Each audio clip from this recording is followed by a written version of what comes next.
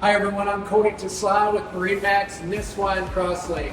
And it is my ultimate pleasure to show you this 2005 Harris Super Sunliner 230.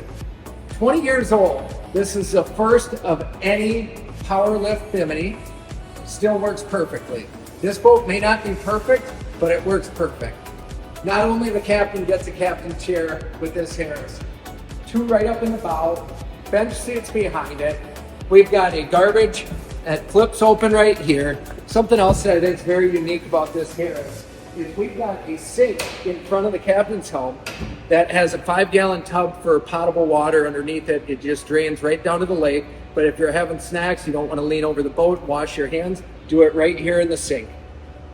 90 horsepower Yamaha with, get this, only 461 hours. Beautiful helm up here, rated for 15 people. We've got a table. You want it the long way, you want it the wide way, just give it a spin. Beautiful sun pad on the back of this boat.